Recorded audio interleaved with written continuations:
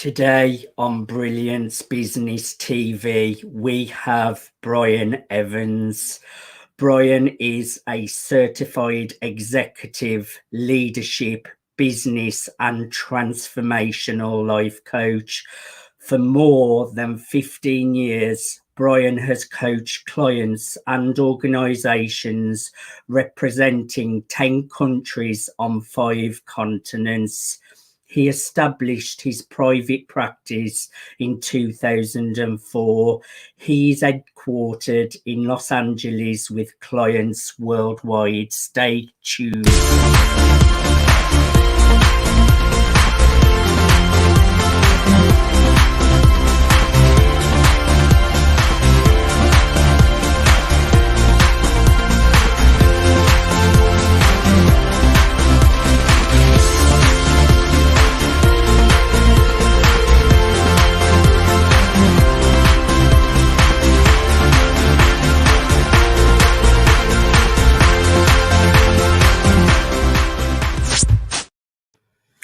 Welcome to Brilliance Business TV, conversations with leading experts in business. I am your host, Mark Stephen Pooler. We have an incredible guest today, Brian Evans. Brian supports his clients to rediscover the power possibility through transformational coaching. I am going to give an official shout out to our show sponsors, Craig Shelley, Beverly Hills Luxury Watches and Fine Jewelry at craigshelley.com. We are streaming live on MSP We're also on Facebook, Twitter, Instagram, LinkedIn, YouTube, and we're also on the E360 TV network under Fresh Takes on Roku, Apple TV, Fire TV, Android TV, and many more. So let's bring in our incredible guest, Brian Evans. Brian, welcome to Brilliance Business TV. Thanks so much for having me, Mark. It's a pleasure to be here with you. Brian, we have got to know each other over the last few months and we have built a great relationship. I know how passionate you are about supporting your clients. You really have some great pearls of wisdom all through your coaching, your transformational coaching. I would just like to go backwards a little bit and just for you to share your background and past that has led you to what you do today in business. Well, thanks, Mark. Thanks for offering me the opportunity to share that, because I, in many ways, I think my journey is similar to many people's journeys. Although I learned from one of my coaches a statement that I've taken to heart, which is behind every transformational leader is a powerful transformational story. And I think what happens is we sometimes live our story without recognizing our story. We live our story without gathering the pearls of wisdom from our stories, and we live our stories without sharing those pearls of wisdom. And so my story is similar to many others in terms of the way that I came to the transformational coaching work that I do is through challenges, through failures, if you will. I was a young executive that was overworking but underskilled in terms of understanding how to be effective as a leader. And how to connect with people in a way that was really meaningful for them, that would create a meaningful success. And what happened was all I knew how to do was continue working harder and harder rather than looking for guidance, having guidance and support in creating my skills in a way that I could support others. And what happened out of that was I was being groomed to be a president of a nonprofit organization.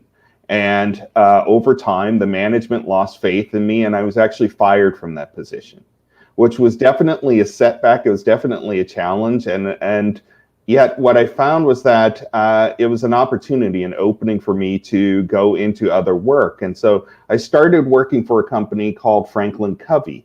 And it was co-founded, or rather it was co-managed by Dr. Stephen R. Covey, who wrote the 7 Habits of Highly Effective People.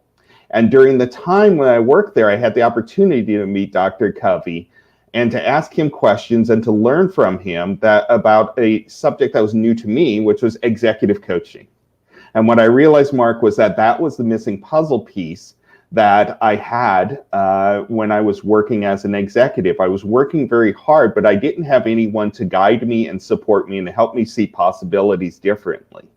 And I learned from Dr. Covey the power of coaching to do that, and recognized this was what I wanted to do with my life, was to help others to see possibilities beyond their blind spots, to change their lens just enough that they could see what they weren't seeing before, learn from what they had termed a success or a failure, and in turn become more adept at seeing people and seeing possibilities in ways that they hadn't seen them before. And so that led me on the path to becoming a transformational coach. And when I use the term transformational coach, it applies just as relevantly in business as it does in the personal lives of my clients. And so there's really no distinction for me. We each have the power to transform how we do what we do and how we're being in doing what we're doing.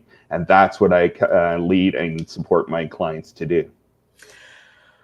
I like what you said, Brian, of behind every leader, there's a great story. And that's so true. You find some of the greatest leaders have got some of the most challenging stories and backgrounds. And that has really given them the strength and those skills to then go on to lead others to really get through their challenging times, to then create their own leaders as well. Yes. And also, thank you for sharing. And what you said, you got fired from a job and it was a setback, but that sort of sent you on a launch pad then to do what you are doing today. So that is a really important lesson, that sometimes we feel like things are setbacks and they are challenging when they happen. But then when you connect the dots backwards at a later date, you realize that things do happen for a reason, don't they, Brian? Absolutely, 100%. One of the sort of core tenets that I share with all of my clients is to ask themselves the questions: what is the gift in the struggle? There's always a gift in any struggle that we're going through, and as long as we're breathing and our heart is beating, we'll face challenges. So the answer is not to avoid challenges, but know that challenges are coming, and to recognize that in each challenge there is a gift. There's something that I'm here to gain. I'm here to learn from this experience. And so when I come to any of the challenges I'm facing through that lens, then it has meaning what I'm going through, the experience that I'm going through. The common phrase that's used often is you win or you learn. And winning feels a lot better, but we won't always win. But we can always learn. And so the way that we do that is attuning our vision to what is the gift in the struggle. And when I look for it and I find it, then I can let go of the challenge and know that I'm taking something away from the experience that will help me and help others as I move forward.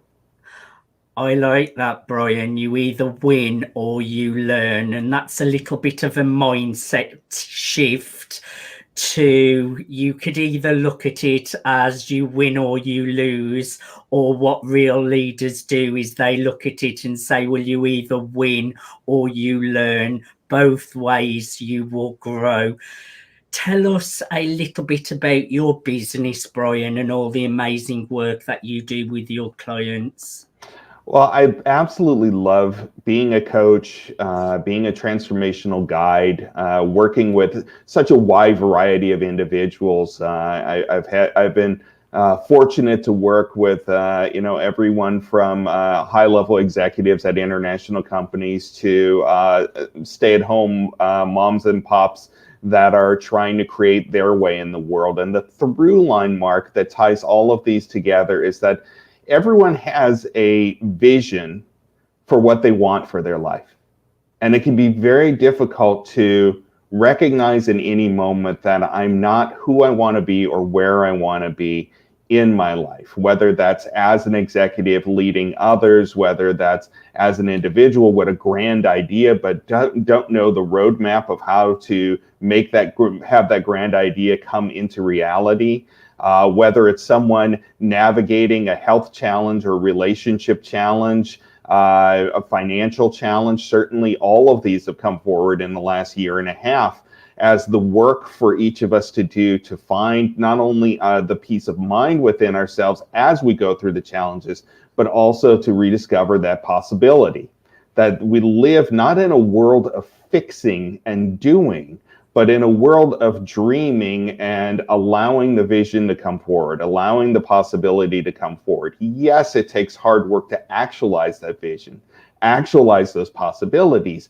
But if we fail to dream what those possibilities are, then we're guaranteed that we will not be in the mindset, as you mentioned, of win or learn. We'll be in the mindset of win or lose.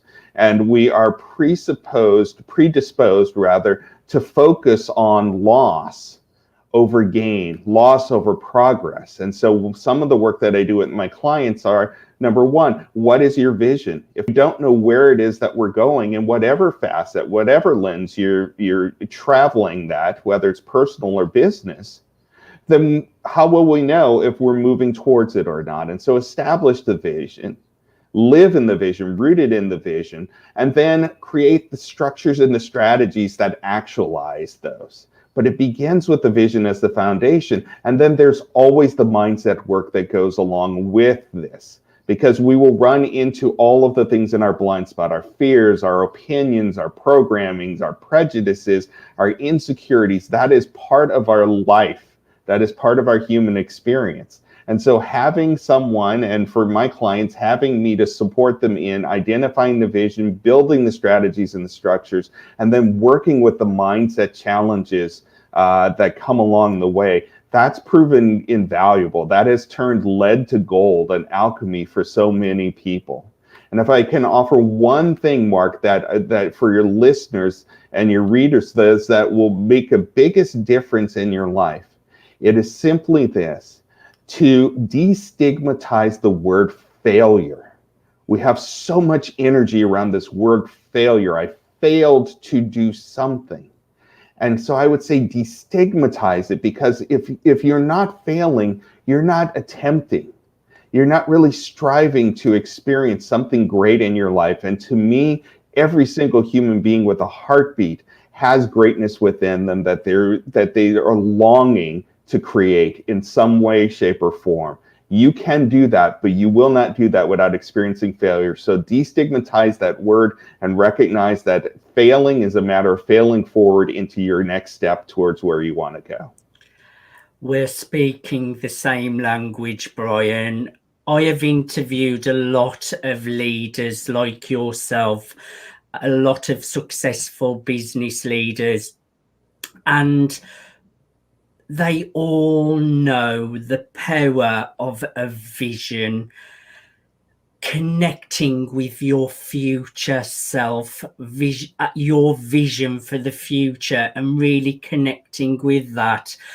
I know at the beginning of my entrepreneurship journey, sometimes you're more connected to what you're trying to get away from, your past.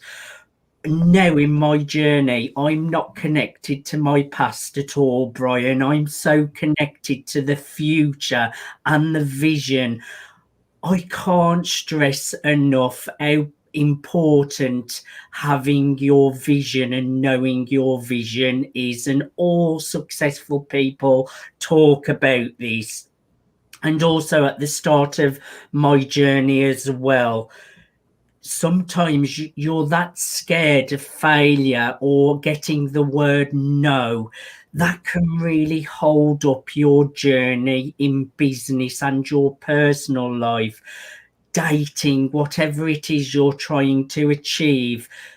this fear of failure. Now, I don't ever consider failure anymore, Brian. I'm so into my personal development. But there are still so many people in this world, Brian, do you agree, that don't have a vision? They probably don't think about failure because they're not taking much action to even get failure. But I agree with you that you must not be worried about failure. It's so important and it holds so many people's dreams back. Do you agree with me? Absolutely, Mark. And I think one of the things to recognize is that we have each been programmed to the sense of that anything that goes counter to our expectations can be and should be considered a failure. And I think that that's where really the root takes place, is in the expectation that things will look a certain way or be a certain way. I mean, we see this in business all the time, as if profits or action should be a constant arrow constantly going up, whereas there is no rhythm in the world that remains constantly in an elevated state. And yet the expectation is that business results will always be increasing, and if there's a dip in any way for any reason beyond my control or within my control, then somehow there's been a failure. There's some correction that needs to be made. Whereas that's really just a rhythm of things, that things expand and contract. That's the way that the entire universe created itself, was through expansion and contraction. And so there's a rhythm to things, but our expectations go counter to that rhythm. There's a tenet in the worlds of philosophy that states that the root of our suffering is our expectations, not the actual experiences themselves, but the expectations that things will look a certain way, and if they don't look that way, then somehow something has failed. And what that does is it turns a very blind and jaded eye to all of the possibilities that have opened up out of that quote-unquote failure. And so I am, one of the tenets that I share with my clients is the term, I am the architect of my suffering. And people say, well, why would I claim that I'm the architect of my suffering? And my answer to that, Mark, is if you're the architect of your suffering, then you are also the architect of your freedom. And so if my suffering is caused by my expectations, I do not wait for the conditions to change. I look at my expectations and I change my expectations. I change the way that I view the world, the way that I choose to view possibility, and in that I create greater freedom for myself. So yes, 100%, every single human will have an association with the word failure. I'm seeking to redefine that for so many people, that your failure is not a thing that stops you, it's a failure is a thing that births you. It's a great way to look at the world, Brian, and more people need to look at the world this way. And I like what you said as well. That's kind of taking responsibility, isn't it, Brian?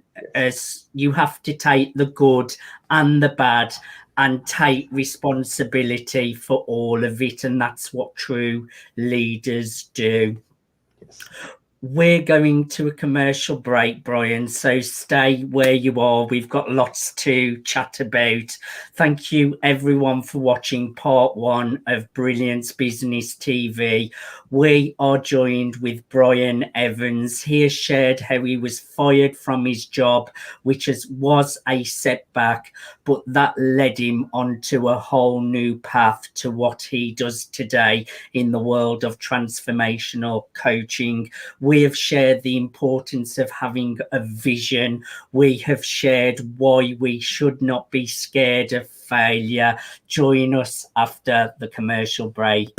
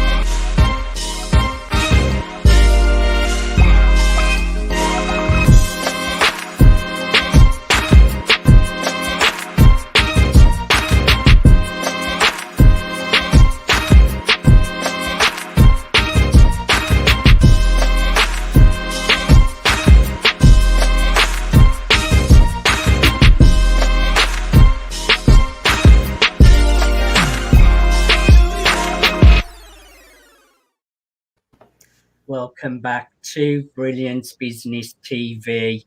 We are joined with the incredible Brian Evans. He has shared lots of wisdom. We have talked about the power of having a vision. We have talked about failure.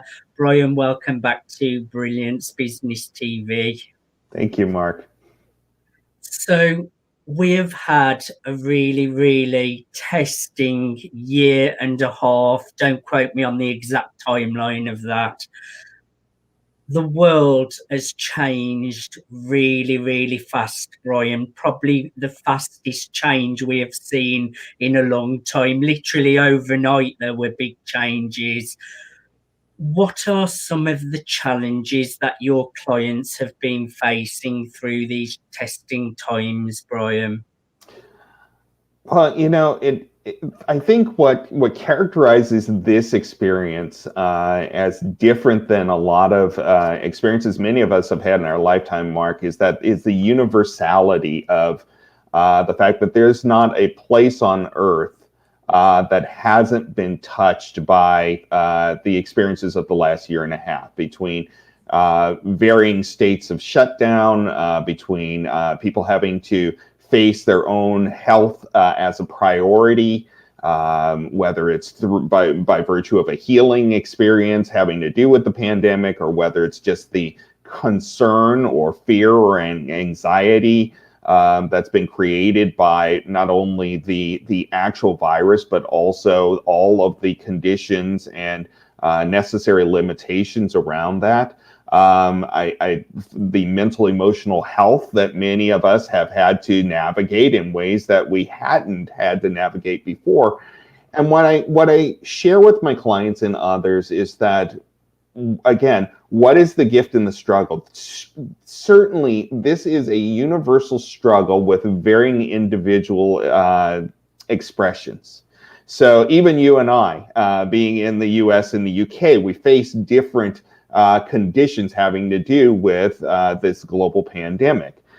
Individually, based on beliefs, based on experiences, we have different individual experiences around the pandemic. But I think there is some universality. I've often said that probably for the first time since perhaps World War II, this is the first global event where no matter who you are, where you are, your state of financial abundance, it matters not. There's a touching point here. And so because of that, we can also kind of crowdsource solutions for one another, because we're all having this common experience. And so some of the things that I'm seeing have to do with personal anxiety, whether it's individuals wondering how is it going to be in order to go back to normal, whatever that normal looks like. How am I, after a year and a half, going to experience going back to my work, going back to my workplace, where now I'm suddenly moving from being in my family shelter of my home to being surrounded by 100 or 200 people around me? How am I going to feel about that? How am I going to care for others while I'm also now being pulled in many different directions? How am I going to be in my life now versus how I was in my life a year and a half ago? Because the truth of the matter, Mark, is that for many people, they were running on a hamster wheel as fast as they could, and then they were forced to slow down and reconsider their life that had been on autopilot before things shut down. And many people, and we're certainly seeing this in the States, perhaps we're seeing it in other parts of the world as well, as things start to open up, individuals are recognizing that they don't want to get back on that hamster wheel any longer, that they want their life to be much different than it was before this started a year and a half ago, that this interruption actually gave them the time to slow down and stop and listen to themselves, and to recognize that what wasn't working before and what they're unwilling to go back to and engage in again. And that's part of my work with individuals, to help them rediscover who are you now, not who were you before, because there's no going back in transformation. Yes.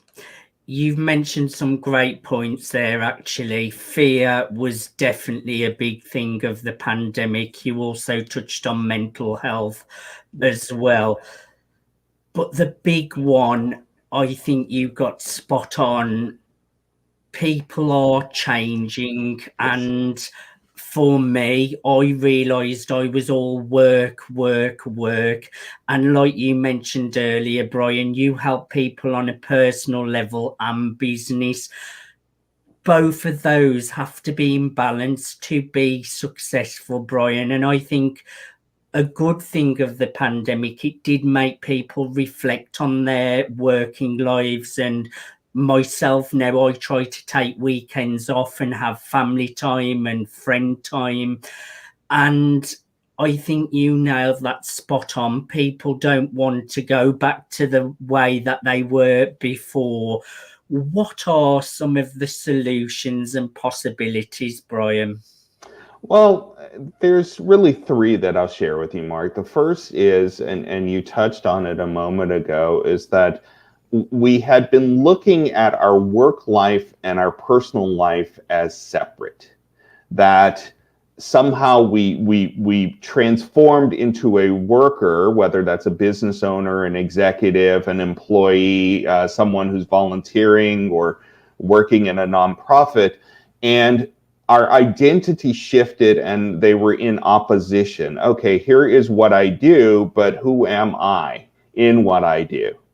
And so I have heard a lot from my clients and from others just in conversation about the distance that many were feeling from themselves by virtue of what they were doing, that they had dehumanized themselves, and in turn, businesses had dehumanized them to focus instead on what it is that they offered, what it is that they were bringing. And so I think one of the insights of the pandemic is the rediscovery of our humanity. We slowed down enough to catch up with ourselves, to recognize how amazing we are as human beings first, and then human doing second. And so one of the challenges that I'm seeing is people's concern about dehumanizing themselves again if they move back into the same structures. The mirror of that, Mark, is that from the employer or the business owner side of it, the business is very, very afraid of uncertainty. And there's nothing but uncertainty right now. And so one of the things that I work with my leaders on are how to destigmatize for themselves uncertainty and recognize that uncertainty is just where we are right now. Now, there's the head in the sand approach and going, okay, well, when everyone comes back, it'll be just like it was before and I can just autopilot and go back. That's not going to happen. And so how do you prepare within uncertainty for what you can expect will reasonably happen? That strategy. Pretending that it's going to go back the way it was 18 months ago is not strategy. That's self-deception for many leaders. Instead, recognize that humanity has been reestablished. And so what are the conversations, what are the conditions, what are the environments that must be created for that humanity to continue at the forefront? Because the humanity is the key to success, not the wishful thinking of what was not working in the past that we called working.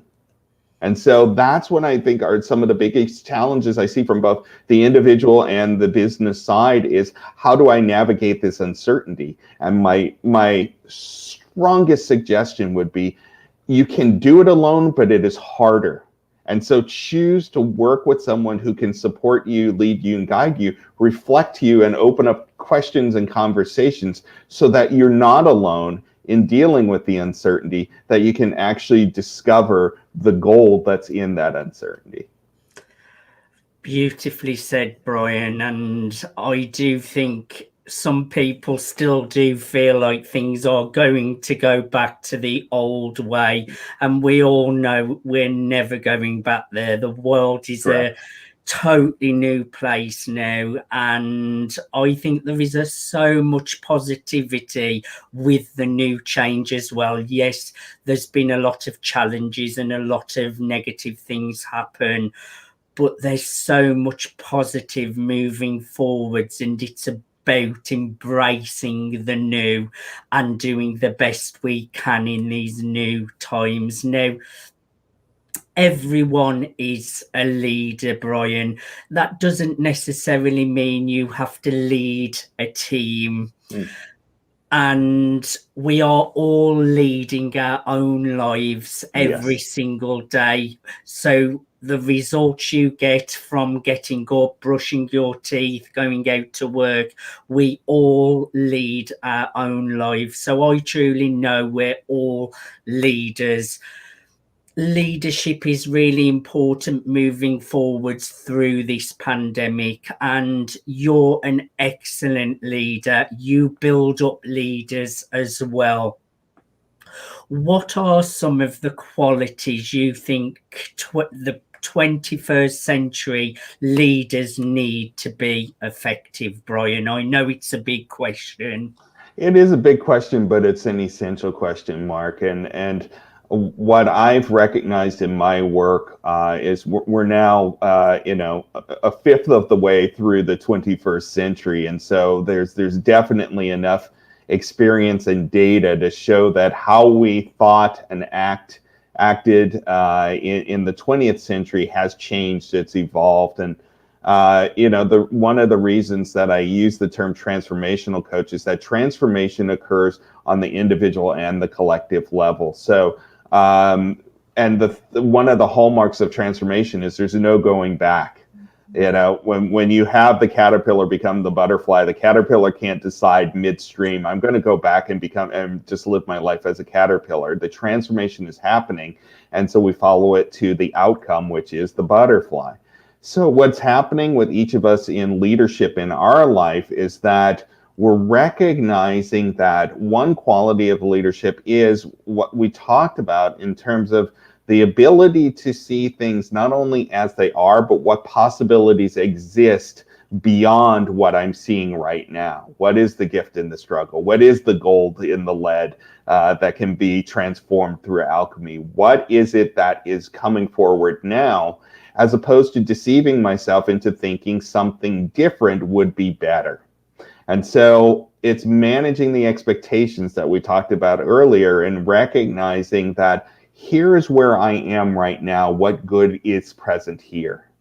One of the, again, another key tenet that I teach my coaching clients, I share with them, is to ask themselves the question, what if there's nothing wrong here?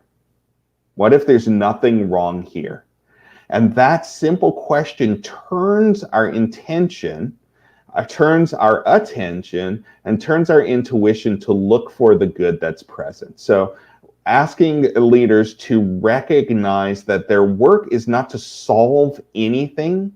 Their work is to observe what's present, to discover the gold, and to utilize that gold in order to create good for others. I think a second thing that's happening with a lot of leaders, which I mentioned a couple of moments ago, is to rediscover, recognize, treasure, and utilize humanity. All of the things, business is not a thing. It's not a single monolithic thing. It's a collection of individuals. It's a collection and a reflection of humanity. And so centering humanity at the nucleus of what we do, both individually as well as collectively, what good can come, what human good can come from me being the greatest leader that I can. And greatest leaders does not mean most influential leader. Greatest leader, as we define influential in today's society, instead it's what greatness can I elicit from others so that they are in turn greatened. New word for you, greatened. Because greatness is already within ourselves. It's coming into alignment with that. It's coming into expression with it. How can I greaten someone else? And when we do that, we see them as they are, but we see what's inside of them, the magnificence inside of them. And we place that humanity at the center of how we lead others. When we do that, and I guarantee you, Mark, I've seen it over and over and over, the leaders that do that experience success in all of the ways that we defined it, in ways that are unimaginable, because they've recognized that it's not about the thing, it's about the people. And so the leaders of the 21st century recognize, treasure, expand, and greaten the humans around them. I like that word, Brian, greatened. And also, I like that question, what if there's nothing wrong here? Because sometimes you can criticize the work that you're doing, you can look at all the problems, and I like that because sometimes there is nothing wrong. And when you switch to that mindset, you're focusing on the positive. And we know what you focus on, Brian, does grow. So just great pearls of wisdom. We're coming up to the last few minutes of the show, Brian. I just want to quickly touch on navigating the ClicketyClack Volume 2, the best-selling book project that you was part of. Now, this book has co-authors Dr. Joe Vitale, Adam Markle, Marie Diamond, Keith Leon, and many co-authors. You were one of them. Just tell us a little bit about the chapter in your book, please. So navigating the ClicketyClack, which for your viewers, this is what the book looks like. Available on Amazon. Yes, volume 2 was as much a gift to myself as it was a gift to others, because it helped me to recognize on my journey what are some of the things that I are essential, have been essential for me, that I can share with others, and I'll share 2 of them. The first is the power of being willing to ask for and receive help. Yes. The readers can you can read my story in there, but it's a story, as I started out by saying, it's behind every transformational leader is a powerful transformational story, and we all have struggled. But what I discovered in the particular struggle or ClicketyClack moment that I shared in the book is there was no way for me to manipulate or somehow dance my way out of the experience, the challenge that I was having. The only way to do that was for me to surrender and allow myself to ask for and receive help. And I always put those, Mark, as 2 separate actions. There's asking for help, and then there's receiving it. And so for those who are feeling stuck, feeling like they don't know how to move towards where they want to go, the answer is always ask for and receive help. And what you'll find is that there's so many people who are willing to help. There's so many people, even in our immediate circle, that are willing to say, yes, how can I help you? What do you need? So asking for and receive help. The second piece is that we have spent so much of our lives in this space of fixing problems, solving problems rather than creating possibilities.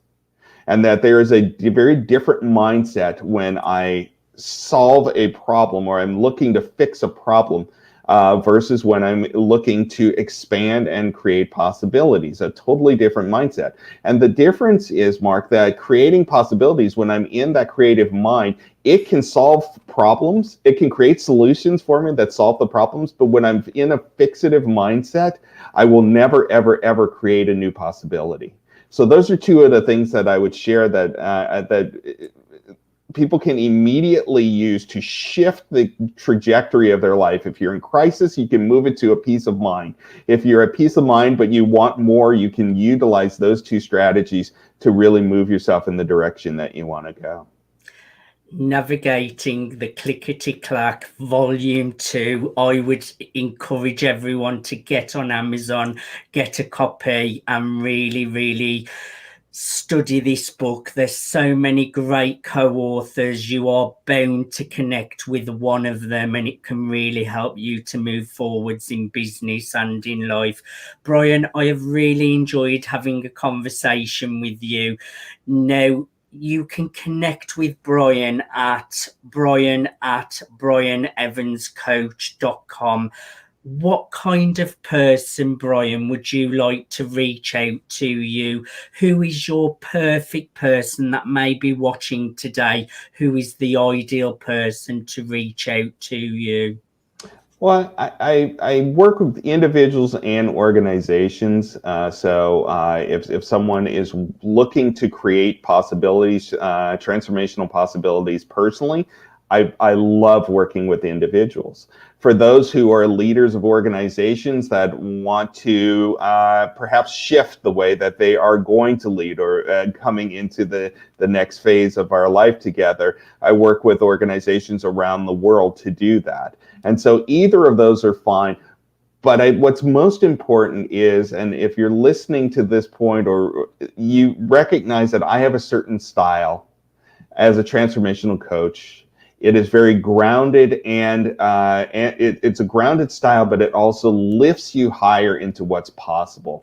And so the clients that I'm looking for are those who are looking to create grounded results while also lifting themselves higher than just the surface that we've been living under. I've had clients on 5 continents. I would love to work with a business owner in Africa as a homage to my personal ethnic roots, to work with a business owner to create success there. And of course, Mark, my one ask is if there's anyone in Antarctica so that I can get that 7th continent in, I would be happy to coach someone in Antarctica. So those are a couple of the types of clients and individual clients that I would love to work with. Putting it out in the universe, Yes, Brian. It's absolutely. sure to come back to you. That's Brian at brianevanscoach.com. Be sure to connect with Brian. Brian, I have thoroughly enjoyed having you on the show today. Thank you so much for coming on to Brilliance Business TV. Thank you, Mark. Thank you for inviting me. It's my absolute pleasure. It's been my pleasure. Thank you, everyone, for watching Brilliance Business TV. What a show today with Brian Evans. He has shared how he got fired from his job, which was a major setback, but then that sent him onto a whole new journey. Today, he is a transformational coach. We have discussed the importance of having a great vision. We have discussed failure. We have discussed the pandemic and tips for leaders, how to really lead themselves out of this pandemic to be effective. Brian, thank you once again for an incredible show and conversation. Thank you, everyone, for watching. Until next time, bye for now.